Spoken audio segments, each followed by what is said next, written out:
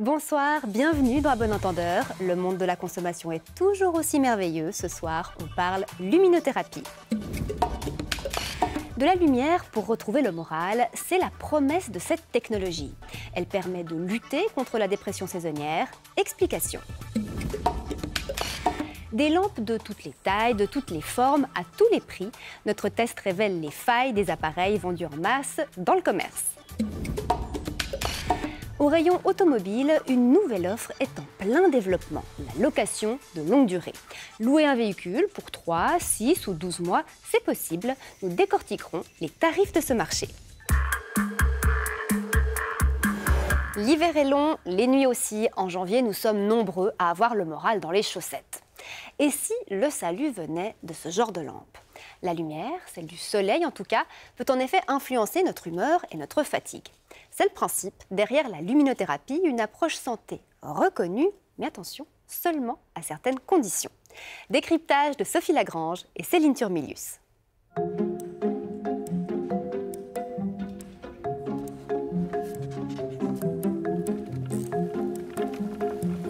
Le soleil me permet de sourire un peu à la vie, plus facilement. Je passe beaucoup de temps au soleil. Dès que je le vois plus, il me manque. Après, je ne suis pas une adepte de la chaise longue et des choses comme ça. J'aime être dehors, à l'air et profiter du beau temps. Ouais. En général, comme je suis là tôt le matin, je les porte avant que la plupart des gens arrivent. Ça m'évite de passer un peu pour un extraterrestre. Sabrina travaille dans une médiathèque. Elle a souffert de dépression il y a quelques années et sur le conseil de son médecin, elle a tenté la luminothérapie. Je me suis rendu compte surtout que quand je n'en faisais pas, j'étais moins bien. Du coup, c'est surtout à ce moment-là que j'ai pris conscience que ça m'apportait quelque chose et que j'ai vraiment commencé à le faire très régulièrement dès les premiers, je dirais octobre, novembre, quand le soleil commence vraiment à diminuer. Aujourd'hui, elle utilise des lunettes de luminothérapie qui lui permettent d'être mobile dans son travail comme chez elle, tout en respectant la régularité indispensable au traitement. Avant que je fasse la luminothérapie, d'ailleurs, j'avais coutume de dire que l'hiver, si je pouvais hiberner, me coucher au mois de novembre puis me réveiller au printemps, ça serait top. Parce que tout est plus dur. Le matin, on se lève, il fait nuit. On rentre le soir du bureau, il fait nuit. On a l'impression qu'on n'a plus de vie, quelque part. Et d'amener un peu de soleil par ce moyen-là, ou en allant le chercher en altitude quand on peut, c'est bénéfique. Ouais. Sabrina a toujours sur son bureau sa première lampe de luminothérapie et s'y exposer lui procure un bien-être particulier. Des fois, j'ai presque l'impression que en 20 minutes d'exposition, je me retrouve, je suis plus souriante, plus gaie, plus animée. Après, c'est peut-être juste parce que j'ai fait une pause de 20 minutes, mais c'est un peu l'effet que ça me fait. Comme quand on va en montagne ou bien qu'on sort de la brume puis qu'on se retrouve au soleil, on cherche un peu la chaleur sur son visage. Et c'est un peu le même effet de ces lampes, sans la chaleur. On a juste la lumière. Et c'est vrai que c'est bluffant. C'est vraiment l'impression qu'on est au soleil. Comme Sabrina, de plus en plus de gens cherchent à compenser ce manque de soleil en hiver qui donne le blues. Ainsi, depuis quelques années, le marché de la luminothérapie s'est beaucoup développé. C'est ce qu'a constaté Bénédicte Wildhaber, spécialiste du secteur en Suisse romande. Au départ, on avait beaucoup de demandes uniquement pour la dépression saisonnière. C'était comme ça que c'était connu. En Suisse, particulièrement, vu la possibilité d'obtenir un remboursement.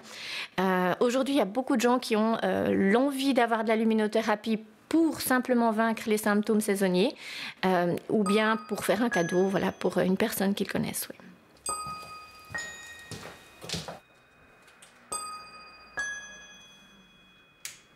Alors ici, vous avez les lampes bien-être, celles qu'on peut conseiller pour tout un chacun, sur la table du petit déjeuner ou pour commencer la journée à son travail, qui font du bien en cas de fatigue saisonnière, blues hivernale et puis manque d'énergie. Alors là, elles sont plus grandes. Oui, alors là, on passe à la catégorie de ce qu'on pourrait appeler médicale. Donc, on les différencie en fonction des luxes, c'est-à-dire l'intensité de lumière que la personne va recevoir selon la distance à laquelle elle est assise de la lampe. Et là, donc, c'est des formats plus grands qui envoient plus de lumière. On est sur des lampes qui émettent 10 000 lux à au moins 30 cm de distance. Parce que 30 cm, c'est le minimum qu'on peut envisager pour s'installer devant une lampe et avoir la possibilité de faire autre chose en même temps. 10 000 lux, une caractéristique souvent mise en avant par les fabricants, mais sans forcément préciser à quelle distance. Bénédicte Wildhaber a ainsi pris l'habitude de contrôler la puissance des lampes qu'elle vend. Les lampes qui sont moins fortes vont pas forcément être moins efficaces. Simplement, on va devoir agir sur la durée du traitement, donc la séance. On a besoin parfois de s'asseoir peut-être plutôt 30 minutes, 40 minutes, 50 minutes pour avoir le même effet. Et après, on va aussi catégoriser ça en fonction des symptômes. Autre changement sur ce marché, l'arrivée de lampes moins chères. Ça peut aller d'une lampe de base à 160 francs jusqu'à passer 600 francs. Ça va dépendre du format, de la puissance essentiellement. C'est ça qui les différencie. Les lampes médicales sont remboursées par l'assurance maladie pour une seule indication. C'est pour la dépression saisonnière qu'on peut envisager une prise en charge par l'assurance. Là, c'est la base qui entre en compte. Et elle rembourse jusqu'à 300 francs aujourd'hui. Et puis, les personnes peuvent aussi louer de la luminothérapie pour pouvoir faire un test au départ, voir si ça leur correspond. Et là, ça correspond à 1 franc par jour. L'assurance prend maximum 1 mois comme durée de location. Mais dans quelle mesure la lumière de ces lampes correspond-elle à celle du soleil? Au chimiscope de l'Université de Genève, Didier Perret nous a montré le spectre du soleil, c'est-à-dire la qualité et la quantité de la lumière qui nous vient de cet astre. On va voir, nous, au niveau de la surface de la Terre, le spectre qui est coloré, que vous voyez ici, qui part tout à gauche vers de l'ultraviolet, qui monte avec le violet, le cyan, le vert, le jaune, le rouge, et plus à droite, l'infrarouge que nous ne sommes pas capables de voir. Ensuite, à l'aide d'un spectromètre, il nous montre en comparaison comment se compose la lumière de quelques lampes de luminothérapie. D'abord, cette lampe qui contient des tubes fluorescents. Et là, on voit qu'il n'y a pas d'ultraviolet dangereux pour la santé, ni d'infrarouge. Il en est de même pour les 2 lampes avec des LED. Ainsi que pour les lunettes qui contiennent aussi des LED. Alors je vois en fait que chacune de ces sources lumineuses a clairement un spectre différent l'une de l'autre. Mais notre œil, lui, voit la composante totale de toutes ces bandes et voit une lumière blanche. Et on voit, quand on superpose tous ces spectres, qu'ils sont chacun différents l'un de l'autre. De là à comprendre les propriétés thérapeutiques de l'une ou de l'autre, ça n'appartient pas aux chimistes. Ça datait de 3 ans à peu près. C'était l'hiver et je disais que je me sentais pas très bien, que je comprenais pas exactement pourquoi. Et ma grand-mère m'a dit ça peut être le manque de lumière, donc tiens, j'ai cette lampe, essaye-la. Et je l'ai essayé et ça m'a changé tout de suite. Salut. Salut. Ça, tu passes une bonne journée? Il fait mauvais temps, il fait gris. Tu veux la lampe? Tu me la ramènes. Je vais essayer de pas l'oublier cette fois. Ok. T'as fini, c'est tout bon? Ouais, moi j'ai fini. Super, alors je te la pique. Souffrir du manque de lumière peut aussi toucher les plus jeunes. Merci. Je le fais en général vers midi, parce que le matin, je trouve que c'est trop contraignant. Et sinon, j'ai mon petit bureau en haut, j'ai mon ordinateur, des fois quelques livres, et j'étudie ce qui me passionne avec la lumière, et voilà. Edna, sa grand-mère, avait commencé la luminothérapie il y a plus de 20 ans avec une lampe expérimentale fabriquée par son mari psychiatre. Écoutez, vous dire que c'est spectaculaire, ça serait pas vraiment le cas. Oui, je pense que je me sens moins endormie, un peu plus euphorique, oui.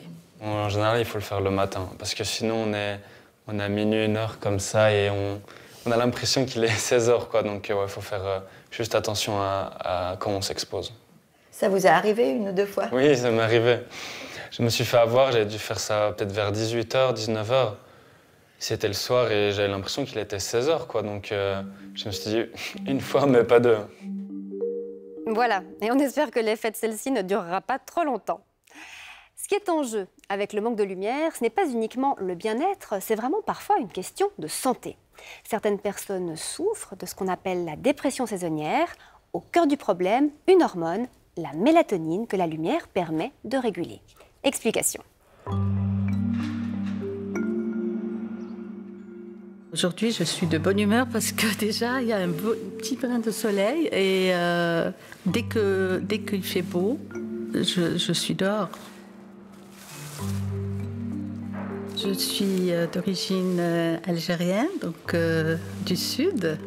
J'étais habituée au soleil, ciel bleu. Et ça fait 31 ans que je vis à Genève. Ça fait 31 ans, à l'approche, à la fin de l'été, début de l'automne, c'est la déprime qui s'installe gentiment, le blues hivernal. En fait, je suis fatiguée, mon sommeil est perturbé, non réparateur, je dors beaucoup, ça m'arrive même de somnoler dans la journée. Je mange beaucoup. Et je suis très attirée par le sucre, spécialement dans cette période. Et puis je suis irritable, très sensible. Et puis ce que j'ai ressenti beaucoup, c'était en fait que j'avais l'impression, comme si le ciel était bas et j'arrivais pas à respirer. J'étais pas bien. Naïma a consulté un médecin qui a diagnostiqué une dépression saisonnière. Il y a peut-être 2 symptômes qui sont un tout petit peu différents par rapport aux dépressions qu'on pourrait qualifier de classiques. On va avoir des gens qui vont plutôt avoir une tendance à l'hypersomnie, donc à beaucoup dormir, sans forcément récupérer. Les gens restent très fatigués malgré cette quantité de sommeil très importante.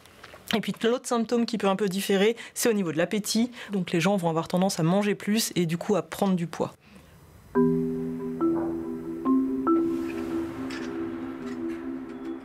Une fois le diagnostic posé, Naïma a été prise en charge par une infirmière spécialisée pour la mise en place du traitement et le prêt d'une lampe pour un essai de 15 jours. C'est un petit protocole qui est relativement simple où on reprend les symptômes significatifs de la dépression saisonnière avec une échelle de l'humeur qui est une échelle validée scientifiquement qui s'appelle l'échelle d'Hamilton. L'idée, c'est d'avoir un premier score de cette échelle de l'humeur. Ensuite, on se met d'accord avec le patient. Est-ce que vous voulez faire ce traitement ? Je leur montre un peu la lampe et donc on la connecte ensemble pour qu'ils voient l'intensité un peu de la lumière. Et c'est vrai que la première fois, c'est un peu surprenant pour eux. Et je l'ai utilisé pendant 2 semaines. Et déjà, petit à petit, je commençais à voir comme s'il y avait de la clarté. Waouh! Comme si je sortais d'un nuage. Et c'était vraiment, au bout de 2 semaines, j'ai vraiment senti l'efficacité. J'avais moins de somnolence, comme si mes yeux étaient beaucoup plus ouverts. J'arrivais à mieux dormir. Et puis, ce que j'ai vu aussi, c'est que ma concentration était meilleure aussi. L'essai ayant été concluant, Naïma s'est acheté une lampe et ainsi, chaque automne, elle l'utilise dès que la lumière baisse. C'est devenu vraiment comme le rituel du petit café du matin et c'est vraiment un moment très agréable et même mon mari en profite, ça lui fait du bien.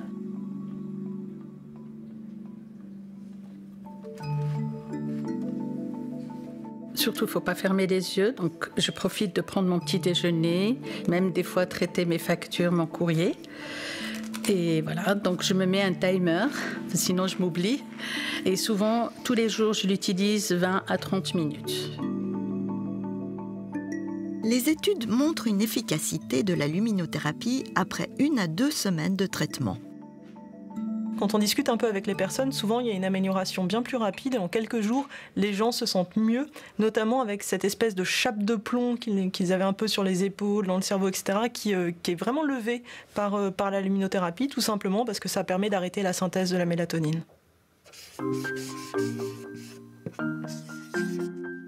Mélatonine, le mot-clé pour comprendre comment la luminothérapie agit sur l'humeur, et c'est en relation avec notre horloge biologique interne.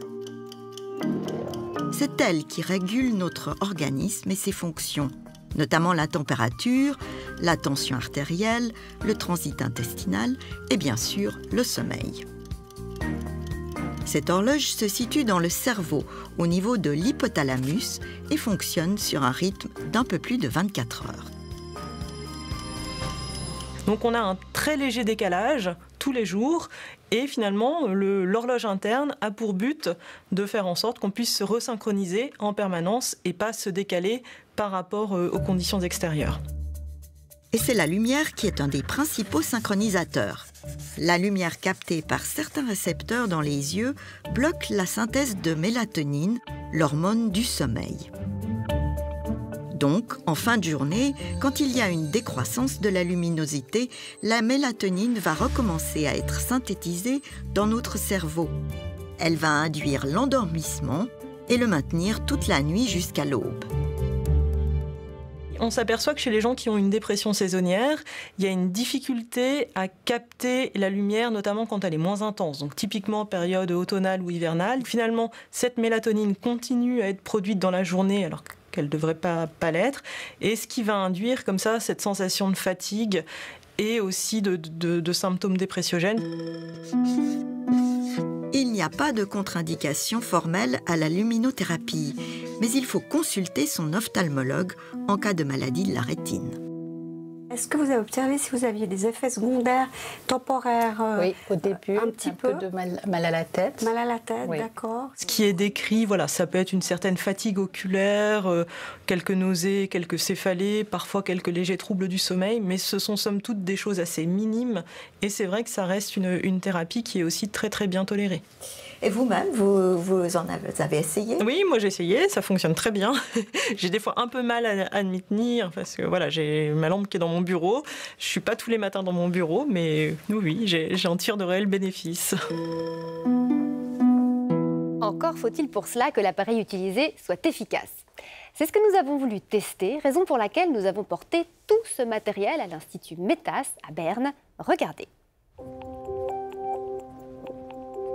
C'est à l'Institut fédéral de métrologie que nous avons confié 13 lampes de luminothérapie pour 3 types de tests. D'abord, vérifier à quelle distance de chaque lampe on a 10 000 lux.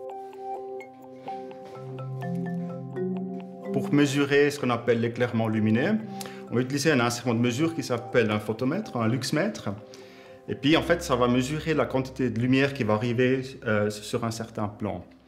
Puis alors, en principe, j'ai une affiche ici, j'ai la tête mesure ici, puis je peux varier, puis je veux varier jusqu'à chez une distance, trouver la distance où il y a 10 000 lux. C'est vrai que si votre appareil vous donne 10 000 lux seulement à 9 cm de distance, ça va être assez gênant. Deuxième test, la répartition spectrale des lampes, c'est-à-dire sa composition de couleurs. L'instrument qu'on utilise, ça s'appelle un spectroradiomètre. Et puis, ce qu'on représente ici sur le graphe, c'est justement cette répartition. Ici, un spectre d'une LED qui est assez typique dans le sens qu'il y a quelque part une excitation, un pic dans le bleu, plus après une réponse du phosphore qui fait la lumière blanche. Si la part de couleur bleue est importante, c'est en relation avec certaines cellules de la rétine. On a découvert il y a une vingtaine d'années qu'il y a des cellules ganglions qui sont intrinsèquement sensibles à la lumière. qui, eux, apparemment, sont importants pour la régulation du rythme circadien, donc ça veut dire de journalière. Ces cellules ganglions, en principe, ils sont plus sensibles dans la partie bleue du spectre. Donc, de nouveau, là, en principe, on veut avoir le bon spectre pour stimuler ces cellules. Enfin, le laboratoire a vérifié si ces lampes scintillent. On peut l'illustrer très bien avec le portable. Ici, vous voyez, donc, il y a cette variation temporelle qui est là, qui n'est pas là. Mais évidemment, on peut aussi prendre un oscilloscope, un instrument qui est ici derrière, avec aussi une tête de mesure. Puis on peut très bien montrer que cette source-là a une variation importante par rapport à celle-là qui est constante. Il y a une émission constante. Et puis justement, quand il y a cette variation temporelle, ce n'est pas très agréable. Ça peut aussi provoquer des maux de tête ou des sentiments de pas bien-être. Luxe, spectre, sentiment, que valent ces lampes qu'on trouve sur le marché? C'est vous qui nous le dites, Stéphane Fontanet. Bonsoir. Bonsoir, Linda. Alors, on parle là de lampes qui coûtent entre 39 et 249 francs. Oui, et il faut préciser que les lampes vues dans le reportage ne sont pas celles qu'on a sur le plateau, qu'on a achetées dans différents magasins et grandes surfaces. Alors, pour obtenir un remboursement, il faut évidemment une ordonnance médicale, mais il y a aussi un critère de qualité qui a été établi par les assureurs. Ces lampes doivent atteindre 10 000 lux à 30 cm. Est-ce qu'elles respectent ce critère? Non, là, on n'y est pas tout à fait. Hein. On en a 4 qui fournissent 10 000 lux, mais il faut se tenir entre 8 et 10 cm, donc vraiment très proche. Très proche. Et puis les autres fournissent 10 000 lux à 15 à 21 cm. D'accord, donc pas une seule qui est dans ce standard. Non. Et pourtant, c'est étonnant parce que sur les emballages, c'est inscrit dans quasiment tous que ce sont des dispositifs médicaux ou des produits médicaux certifiés. Ouais, donc on ne peut vraiment pas se fier à ces indications. Mais qu'est-ce que ça veut dire? Ça ne fonctionne pas? Non, ça marche. Simplement, plus vous devez éloigner la lampe, moins vous aurez de luxe. Moins vous avez de luxe, plus vous allez prendre de temps. Hein. Pour 5 000 lux, 1 heure. Pour 2 500 lux, 2 heures, etc., etc. Ça devient donc très contraignant. On va commencer ce classement avec les pires. Alors, la pire, c'est la MyBeo, la moins chère, 39,90. Elle ne fournit que 1597 lux. Elle a une surface petite, 246 cm². Elle obtient une note de 4,7 sur 10. Ouais, donc il faudrait rester devant à peu près 3 heures. Et puis, vous mentionnez la surface. Pourquoi? Mais la surface, c'est important, notamment si vous bougez légèrement le visage, vous n'allez plus être dans l'axe de la lumière. Il faut essayer de rester dans l'axe pour avoir l'effet de la lampe. Ensuite, on trouve cette lampe nomade, même note, 4,7, et puis même caractéristique, pas assez de luxe, et puis petite surface. Et elle coûte aussi 3 fois plus cher que la précédente. Ensuite, on a la Taotronix, qui ne fait, on va dire, guère mieux. Par contre, le prix est plus bas, à 69 francs. Et puis, on arrive à 2000 lux à 30 cm, donc avec cette lampe Medisana, notée 4,9. Oui, et on trouve ensuite une Medisana à 4800 lux, la LT 500. Cependant, il y a une variation de la lumière qui a été remarquée par le labo qui nous met en garde en disant que cette vibration pourrait être franchement désagréable à l'utilisation. Même problème de vibration pour cette lampe Astre. C'est quand même une des plus chères du test, à 216 francs 50. On pourrait s'attendre à mieux. La plus chère du test, la voilà, Inolux. C'est la plus petite en surface lumineuse. Elle fournit quand même 3700 lux, mais attention, elle est jugée très éblouissante par le laboratoire. Elle obtient 5,3 sur 10. Un dixième de plus, 5,4 pour la Lanaform, 3653 lux. Mais aux surprises, au déballage, la prise est une prise française. Il faut encore acheter un adaptateur. Pas très pratique, effectivement. On passe aux 3 moins mauvaises du classement. Oui. La Beurer TL100 obtient 6 sur 10, 4200 lux. Elle a aussi une grande surface, c'est celle-ci, ce qui assure de l'avoir toujours bien dans l'œil. La plus grande du test, c'est aussi une Beurer, la TL90. Elle dépasse la barre des 5000 lux. Et enfin, en tête, on a une lampe plus petite, la Lumisoleil, qui fait 5900 lux. Elle fait partie des plus chères quand même, 216 francs. Elle obtient 6,5 sur 10. Et puis, il y avait aussi ces lunettes qu'on a aperçues dans le reportage. Alors, on a les ridicules, mais est-ce que ça marche? Alors, on a voulu les comparer avec les lampes. On n'a pas pu faire les mêmes mesures techniques sur ces deux paires de lunettes. Ce qu'on peut dire, c'est qu'elles émettent plus de 2000 lux à 2,5 cm de l'œil. Bon, en tout cas, au vu des résultats de ce test, un conseil, si vous voulez une lampe qui réponde aux standards de qualité posés par l'assurance maladie, eh bien, allez plutôt voir dans les pharmacies. Stéphane, merci beaucoup. Bonne soirée à vous. Bonne soirée. Et puis, les résultats, bien sûr, sont disponibles en ligne à l'adresse abe.ch. On a parlé lutte contre le blues, contre la dépression saisonnière, mais à condition évidemment d'avoir une lampe efficace, la luminothérapie permet aussi de combattre certains troubles du sommeil. Au Centre du sommeil à Lausanne, la luminothérapie est proposée aux personnes qui souffrent de troubles du rythme veille-sommeil. On a tous une horloge interne qui tourne environ sur 24 heures, mais pas exactement sur 24 heures. Donc on doit tous les jours remettre notre horloge à l'heure, de manière à ce que notre sommeil survienne bien la nuit, aux heures où on a besoin de dormir en fonction de nos obligations. Et la luminothérapie peut être une aide justement pour bien caler notre sommeil. Les gens qui ont du mal à se lever le matin, probablement qu'ils ont un taux de mélatonine encore un peu élevé. Donc s'ils s'exposent à de la lumière de forte intensité le matin, leur corps va arrêter de sécréter de la mélatonine et là, ils vont se réveiller. Petit à petit, leur horloge interne va se recaler et ils se réveilleront de plus en plus facilement à des horaires plus tôt que leur horaire plus naturel. Ceux qui voudraient à l'inverse repousser leur coucher auront intérêt à s'exposer à la lumière plutôt en fin d'après-midi. Pas trop proche du coucher, sinon on peut vraiment différer fortement l'endormissement, mais en fin d'après-midi, ça peut permettre de repousser la survenue du sommeil.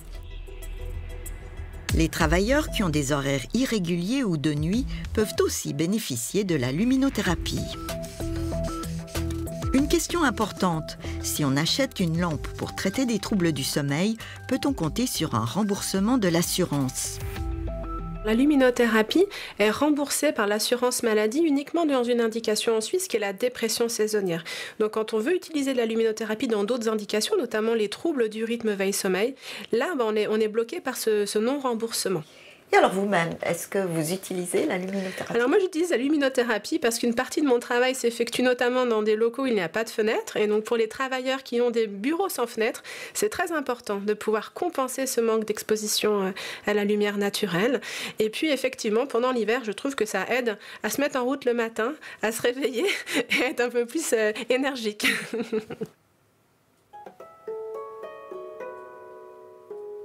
Se réveiller avec l'aide de la lumière, c'est le moyen choisi par Myriam pour bien commencer sa journée. Il n'y a plus cette sonnerie, le cœur bat fort d'un coup, c'est vraiment un réveil très brusque. Et avec le simulateur d'aube, c'est vraiment très naturel. On a l'impression de se réveiller tous les jours comme si on était en plein été avec ce beau soleil qui traverse la chambre. C'est vraiment très agréable.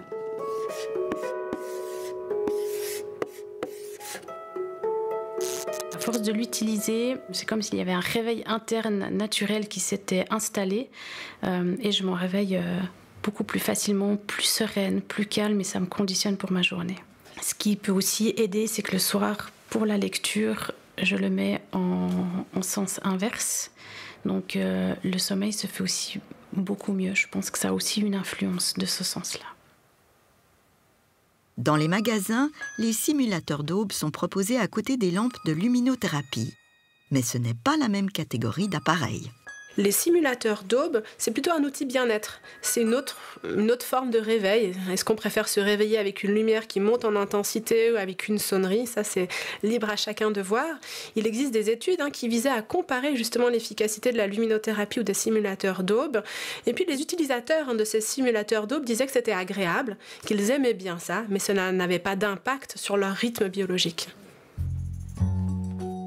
Myriam souffre de dépression saisonnière qu'elle soigne depuis quelques années avec la luminothérapie. Au départ, j'avais une grande lampe.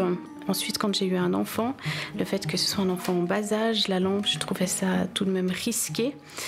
Donc, je me suis renseignée pour pouvoir justement avoir le modèle en luminette, qui a changé ma vie. La luminette a changé votre vie? Exactement. Comment? Alors, on n'est pas obligé d'être assis sur une chaise devant la lampe, on peut vaquer à nos occupations. Et l'avantage pour quelqu'un qui est porteuse de lunettes, c'est qu'on peut les mettre par-dessus ses lunettes. Donc je vis ma vie le matin, je me prépare, je peux bouger sans autre. Myriam est consciente que luminettes et simulateurs d'aube n'ont pas le même usage. Mais pour elle, ils sont bien complémentaires. Voilà, vous êtes informés, à vous de choisir. Un abonnement qui permet de changer de voiture tous les 3, 6 ou 12 mois à mi-chemin entre le leasing et la location de vacances. C'est une offre en plein développement en Suisse, à la clé des véhicules équipés, assurés, immatriculés, avec les bons pneus à la bonne saison.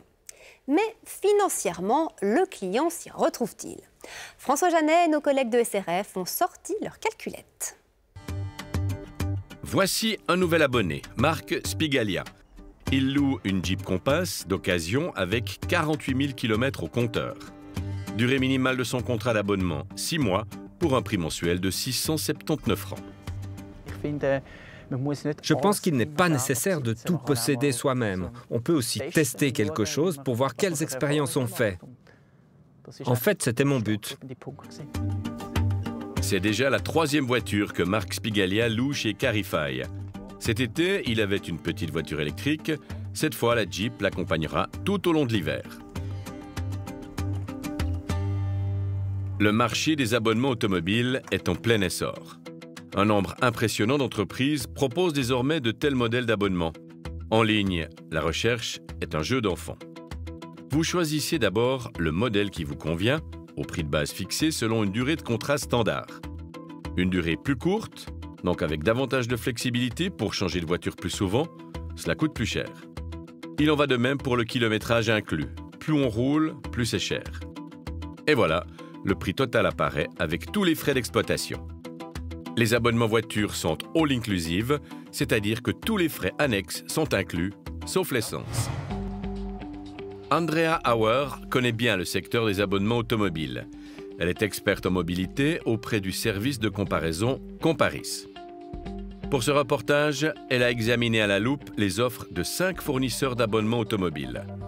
Et elle a comparé les coûts d'abonnement avec les coûts complets du leasing ou de l'achat du véhicule. Les offres d'abonnement se révèlent très différentes les unes des autres. Elles se distinguent par exemple par leur gamme de modèles. Certaines proposent 6 marques, d'autres plus de 30. Certaines n'ont que des occasions, d'autres proposent aussi des voitures neuves. Et puis elles se distinguent aussi par l'aménagement de leurs offres, que ce soit au niveau du kilométrage inclus ou des durées minimales. Pour le leasing, l'experte en mobilité demande des offres directement auprès des représentants des marques automobiles. Et pour les coûts d'exploitation, elle s'appuie sur les données du TCS. Jusqu'à présent, plusieurs articles de presse laissaient entendre que les abonnements automobiles étaient des solutions particulièrement avantageuses pour les clients sur le plan financier. C'est ce que l'experte en mobilité veut maintenant vérifier dans le cadre d'offres d'abonnement concrets en se basant sur 2 profils d'utilisateurs différents. Premièrement, une mère de famille âgée de 38 ans. Domiciliée dans le canton d'Argovie, elle souhaite utiliser un break et parcourir 18 000 km par année. Elle choisit une durée moyenne minimale de 12 mois car elle n'a pas besoin d'une grande flexibilité, c'est-à-dire qu'elle pourra changer de modèle tous les 12 mois si elle le souhaite ou si sa famille s'agrandit par exemple. On commence par comparer l'abonnement et le leasing. Si l'abonnement court pendant 4 ans, les fournisseurs d'abonnements automobiles Carvolution, Carify, Clyde, Awesome et GoWago ont fait des offres concrètes à cette mère de famille avec des modèles de voitures comme neuves. Au total, après 4 ans, la voiture lui aura coûté entre 31 et 42 000 francs. Comme pour l'abonnement, les offres de leasing comprennent tous les frais d'exploitation, les services, les pneus, la vignette, les taxes et les assurances sur la même durée de 4 ans. Là, le leasing se révèle nettement moins cher. Seule l'offre promotionnelle de GoWago est plus avantageuse que le leasing auprès du concessionnaire de la marque. À noter que les différences entre les abonnements et les offres de leasing varient considérablement. Nous expliquons ces différences par le fait que les fournisseurs sont très différents les uns des autres. Certains possèdent eux-mêmes les voitures, d'autres ne font que proposer leur plateforme aux garagistes qui mettent leurs voitures en ligne. Et là, il se peut qu'une offre soit nettement plus avantageuse ou plus chère. Sergio Studer est cofondateur de la plateforme Carify. Il a démarré en 2019 et emploie aujourd'hui 26 personnes. Actuellement, plus de 300 garages partenaires passent des annonces sur sa plateforme en ligne. L'offre comprend près de 460 voitures. Le modèle d'affaires de Carify propose aux clients des véhicules d'occasion et des voitures neuves qui dorment chez les garagistes à des conditions intéressantes. L'objectif n'est pas à tout prix d'être plus avantageux qu'un leasing ou un achat. Ce qui compte, ce sont les atouts fondamentaux du modèle d'abonnement. C'est d'abord la simplicité. Je peux gérer ma mobilité numériquement. Comme dans n'importe quelle boutique en ligne, je peux choisir ma voiture en 3 clics, composer mon abonnement et réserver. Et l'autre atout, c'est la flexibilité. Je peux à tout moment adapter ma mobilité à mes conditions de vie. Mais la flexibilité et la simplicité rendent les abonnements automobiles plus chers. C'est ce qu'a montré la comparaison avec le leasing. La comparaison entre l'abonnement et l'achat d'une voiture, maintenant, le montre de manière encore plus marquée. Pour le deuxième profil, celui d'un jeune homme de 26 ans. Il vient du canton de Lucerne et il souhaite un abonnement pour une petite voiture avec laquelle il envisage de parcourir 7500 km par année. Il opte pour une durée minimale de contrat courte, 3 mois. Comme cela, il peut facilement changer de modèle ou de technologie, voire même interrompre son abonnement. Il souscrit son abonnement auprès des mêmes fournisseurs, mais il le fait durer un peu plus de 8 ans, la durée de vie moyenne d'une voiture suisse. Dans ce cas-là, la grande flexibilité couplée à la longue durée d'utilisation fait exploser les coûts de l'abonnement. Sur 8 ans, la petite voiture va lui coûter entre 51 et 98 000 francs. À titre de comparaison, les coûts complets basés sur les services catalogues officiels et tous les frais annexes, services, pneus, vignettes, taxes et assurances, également calculés sur 8 ans, représentent une toute petite fraction du prix de l'abonnement. On peut en déduire que l'abonnement automobile reste toujours plus cher que l'achat, surtout si l'on veut utiliser la voiture sur une longue période. Excepté le carburant, tous les coûts sont compris dans l'abonnement. Pas besoin donc de se soucier des petites éraflures en restituant le véhicule. La flexibilité est un atout, mais à un coût difficilement concurrentiel par rapport au leasing ou à l'achat.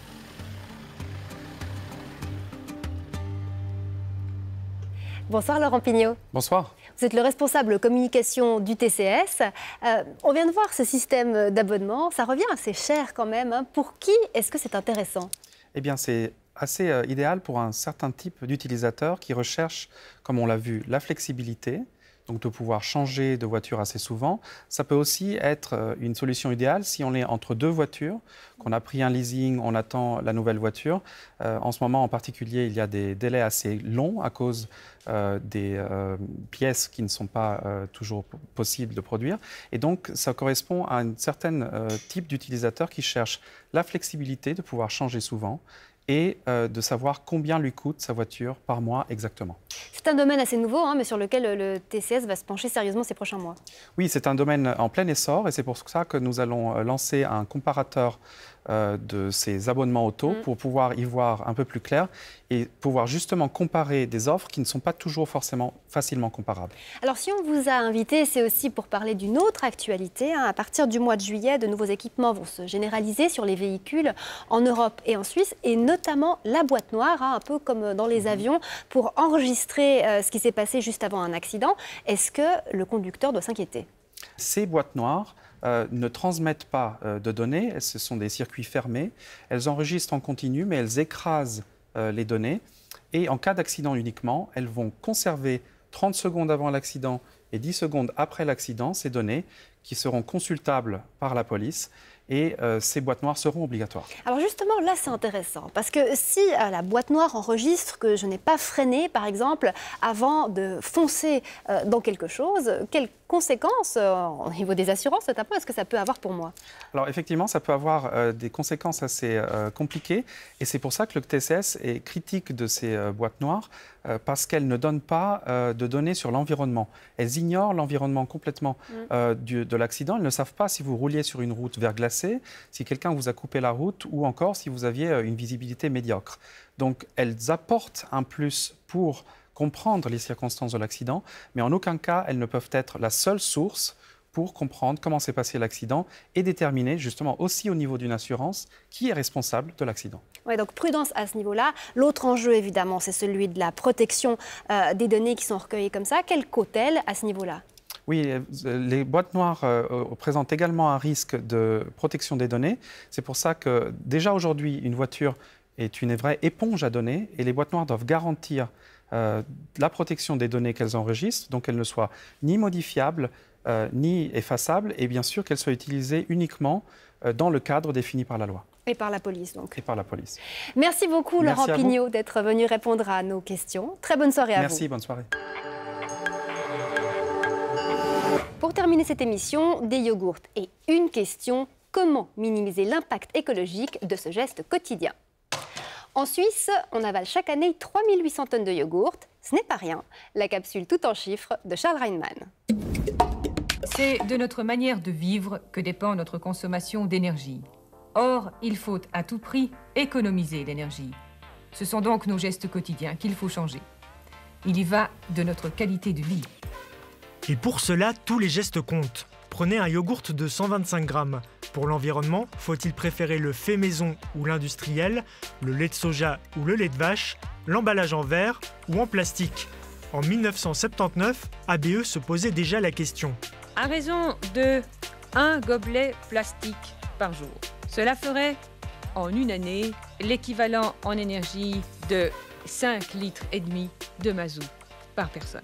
Aujourd'hui, on ne mesure plus l'impact environnemental en mazout, mais on utilise d'autres indicateurs comme l'UBP, l'indicateur d'impact environnemental global. C'est Zéro Émission Group, une association d'étudiants de l'EPFL qui a mené l'enquête. Leur pôle, spécialisé dans l'analyse de cycle de vie, compte une dizaine de membres, dont Gabriella. Bonjour, je m'appelle Gabriella et j'ai réalisé cette étude avec Louis. On a pris en compte tout ce qui pouvait impacter le bilan environnemental d'un yogourt, c'est-à-dire les matières premières, l'emballage et les procédés de fabrication. Voici le classement du pire au meilleur. En 6e position, le pot en verre à usage unique incinéré après usage. 747 points, de loin la pire option pour contenir un yogourt. En 5e position, le verre consigné, 592 points. En 4e position, le yogourt dans un pot en plastique fait à peine mieux, 577 points, à condition qu'il soit correctement traité en fin de vie. En fait, le faible poids du plastique, donc 4,5 g contre 74 g pour du verre, joue en sa faveur, malgré le fait qu'il soit à usage unique et incinéré. Et si on faisait nos yogourts à la maison? Classés 3e, leur bilan est nettement meilleur que celui des yogourts industriels. Donc, dans notre scénario, la yogourtière contient 12 pots en verre et on l'utilise 30 fois par an. Donc grosso modo, ça nous revient à un emploi toutes les 2 semaines et un yaourt par jour. Après, bien évidemment, plus on utilise la yaourtière et plus vite sera amortie l'énergie nécessaire à sa fabrication et à son acheminement par bateau depuis la Chine. Et si on remplace le lait de vache par du lait de soja? Indépendamment de leur qualité nutritive propre, l'impact environnemental d'un yogourt au soja est plus de 2 fois meilleur à celui d'un yogourt au lait de vache. Cela s'explique par le fait que, en pétant, les vaches émettent du méthane, qui est un gaz à effet de serre plus puissant que le CO2. Dans notre scénario, le soja du yogourt provient de France, et à ce sujet, il faut aussi savoir que le soja peut servir de complément alimentaire pour les vaches, mais dans cette étude, on n'a pas analysé la composition ni la provenance du fourrage. En 2e position, le yogourt au lait de soja emballé dans un pot en plastique, 209 points. Il est 2,7 fois préférable à son alter ego à base de lait de vache. Et le numéro uno, le yogourt au lait de soja maison, 172 points, 2,3 fois meilleur pour l'environnement que son équivalent à base de lait de vache. Donc quel est le résumé des battles? Donc sur un plan environnemental, le lait de soja bat le lait de vache, le fait maison l'industriel, et enfin le plastique bat le verre, sauf s'il est consigné, et là dans ce cas-là c'est match nul. De l'énergie, il y en a dans tout ce que nous consommons. Cela signifie que nous avons finalement, nous, consommateurs, la solution en main. Bien dit Catherine, une conclusion toujours valable aujourd'hui, à nous de jouer. La semaine prochaine, ABE dénonce l'inefficacité des services clients. Messages d'attente sans fin, interlocuteurs injoignables, manque de suivi des dossiers, un véritable fléau pour le consommateur. Avec un comparatif, les services après-vente d'une dizaine d'enseignes seront sur le grill. D'ici là, ABE reste à votre service. Merci de votre fidélité. À bientôt.